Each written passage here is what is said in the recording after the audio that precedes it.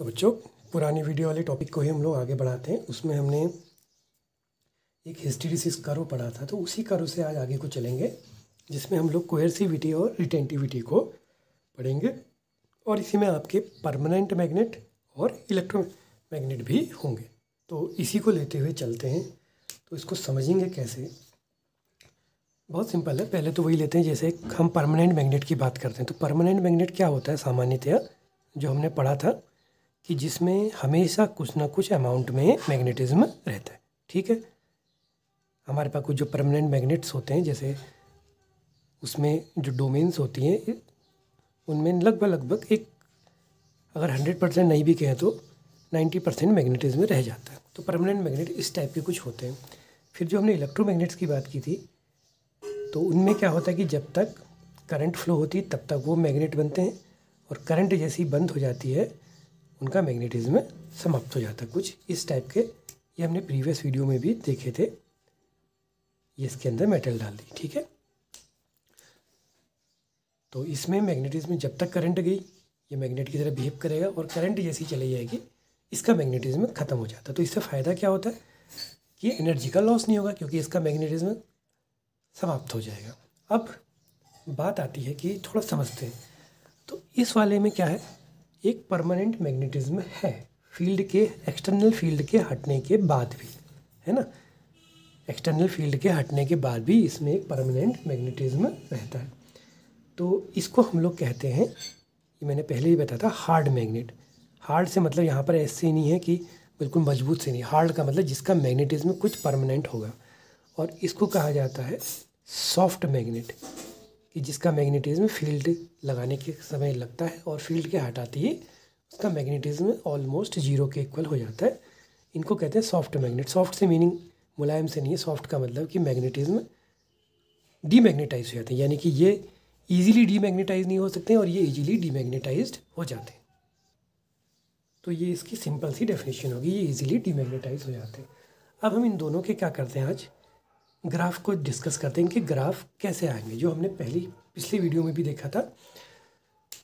तो हमने ग्राफ पढ़े थे, हिस्टैरिसीस ग्राफ पढ़ा था। तो हिस्टैरिसीस ग्राफ इनके किस तरह के होते हैं, मैं अभी आपको मेटल से नहीं बताऊंगा कि कौन किसका बनाता है, वो आप बुक में पढ़ सकते हैं।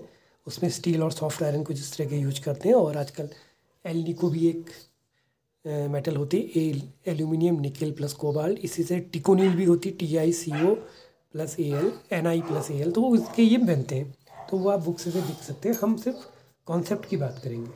तो कॉन्सेप्ट के अकॉर्डिंग चलें तो हमने पुरानी वीडियो में जो ग्राफ देखा था, तो वो ग्राफ के अकॉर्डिंग चलें कि सॉफ्ट और हार्ड मैग्नेट किस तरह के होंगे। तो कुछ इस तरह का हमने पढ़ा था, एक आपका ग्राफ आया था वहाँ पर, ठीक है ना, ये। अच्छा, इस ग्राफ में आप एक चीज़ को और समझ सकते हैं, जैसे ये मैंने कहा था एक सैचुरेशन की स्टेट आती है, ठीक है ना। ये सैचुरेशन वैल्यू हो गई इसकी, सेम ऐसे इधर भी। अगर आप इस ग्राफ में कोई एक वैल्यू ले लें B0 की यहाँ पर, ठीक है ना, जैसे B0 की माना ये वैल्यू की, अगर आप इससे एक लाइन ड्रॉ करें, तो ये लाइन देखो इस ग्राफ को, कर्व को दो जगह काट रही है, एक यहाँ और एक यहाँ। सेम चीज़ यहाँ करेंगे तो यहाँ भी दो जगह कट करेगी, इधर और इधर। तो यानी कि B0 की एक वैल्यू के लिए मैग्नेटिक फील्ड B की दो वैल्यू आ रही है उस मेटल की। तो अब दो वैल्यू तो हो नहीं सकती। मीनिंग ये है कि ये सेंस भी शो करेगा कि आप किस जगह कुछ मैग्नेटिक फील्ड है, आप इधर को चल रहे हैं या इधर को चल रहे हैं, इसीलिए इसकी दो वैल्यू है। तो इसमें ये ध्यान रखना पड़ता है कि इसके सेंस को भी समझना पड़ता है। तो मैंने दोनों ग्राफ को बना दिया है। ये इसकी सैचुरेशन वैल्यू, सेम चीज़ इधर भी हो गई। तो इसका जब ग्राफ बनता था, आपको याद होगा, कुछ ऐसा आता था। ये बहुत कम तो नहीं होता था, लेकिन काफ़ी मैग्नेटिज्म इसमें रह जाता। तो ये सब हार्ड मैग्नेट्स की प्रॉपर्टीज़ होती थी, ठीक है। इस तरह से ये ग्राफ आता था। तो इसमें क्या था, ये रिटेंटिविटी होती है और ये कोएर्सिविटी होती है, हमने बताया भी था। अब इसको पूरा डिस्कस देखेंगे। और हम लेते हैं अब एक सॉफ्ट मैग्नेट, ठीक है ना। सॉफ्ट मैग्नेट का कर्व कैसा आएगा, जिसको हम एज ए इलेक्ट्रोमैग्नेट्स यूज करते हैं। तो उसमें वो ग्राफ कुछ इस तरह का होता है, ये बिल्कुल थिनर ग्राफ होगा। ये देखो, इन दोनों ग्राफ में आप खुद ही सोच सकते हैं, इसका ये पोर्शन देखिए कितना बड़ा है है ना। ये पोर्शन इसका काफ़ी बड़ा होता है, इसमें ये पोर्शन देखिए बहुत छोटा है। और सेम चीज़ इधर भी है, ये चीज़ बल्कि और जो थिन होती है इससे भी, अगर हम इसको प्रॉपरली बनाएं तो ये बिल्कुल थिन होता है इस तरह से, ठीक है नी। तो इसका ग्राफ जो होता है बहुत ही, होता तो सेम है लेकिन बहुत स्मूथ होता है। तो इससे हमें क्या पता चल रहा है, देखो इससे हमें ये पता चलता है कि पहली चीज़ इसकी रिटेंटिविटी काफ़ी हाई है। देखें ये क्या है, हाई रिटेंटिविटी, और इसकी रिटेंटिविटी देखिए क्या है, it has a low retentivity.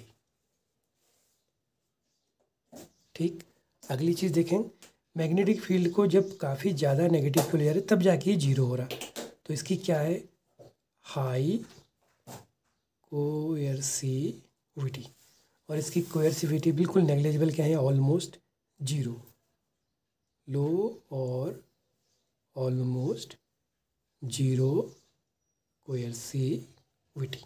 ठीक, तो ये इजीली क्या शो करता है कि ये मैग्नेटिक इंटेंसिटी की अगर बात करें कि कितना मैक्सिमम जा रहा है, तो मैक्सिमम वैल्यू अगर आप देखें तो दोनों की लगभग बराबर, यानी कि दोनों बहुत अच्छे से इलेक्ट्रोमैग्नेट या दो बहुत अच्छे इसमें मैग्नेटिज्म में मैक्सिमम वैल्यू जो मैग्नेटाइज होती है वो काफ़ी अच्छी है दोनों में। इसकी भी बहुत स्ट्रॉन्ग होती है, इसकी भी होती है, लेकिन ये इजीली डीमैग्नेटाइज नहीं होता, ये बहुत इजीली डीमैग्नेटाइज हो जाता है।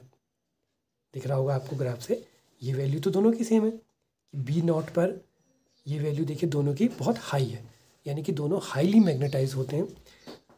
पर ये मैग्नेटिक फील्ड जीरो करने के बाद जीरो नहीं होता, यानी कि परमानेंट बन जा रहा है, इसीलिए हमने इसको हार्ड मैग्नेट कहा। और ये बहुत इजीली ऑलमोस्ट जीरो के आसपास, यानी के आसपास आ रहा है, तो इसकी रिटेंटिविटी लो है और कोएर्सिविटी भी ऑलमोस्ट जीरो है, तो ये इजीली डीमैग्नेटाइज हो जा रहे हैं। तो जब हम इसको इलेक्ट्रिक सर्किट में लगाएंगे तो आप देखिए इसका जो कर्व बनेगा, इस कर्व का एरिया काफ़ी हाई है, तो मीन यहाँ पर हाई हिस्टैरिसीस लॉस होगा, हीट एनर्जी के रूप में एनर्जी ज़्यादा लॉस होगी। और यहाँ पर देखिए इसका एरिया बहुत लेस है, तो यहाँ पर लो हिस्टैरिसीस लॉस होगा। तो जब एनर्जी का लॉस इसमें कम है तो हम एज ए इलेक्ट्रिक और इलेक्ट्रॉनिक सर्किट्स में जो परमानेंट मैग्नेट्स हैं उनको यूज़ नहीं करते हैं, बल्कि किसको यूज करते हैं, इलेक्ट्रोमैग्नेट्स को, क्योंकि एनर्जी का लॉस क्या होता है, बहुत कम होता है। तो बच्चों ये चैप्टर हमारा मैग्नेटिक प्रॉपर्टीज़ ऑफ मैटर वाला आज कंप्लीट हो गया, इसके सभी टॉपिक कंप्लीट हो चुके हैं।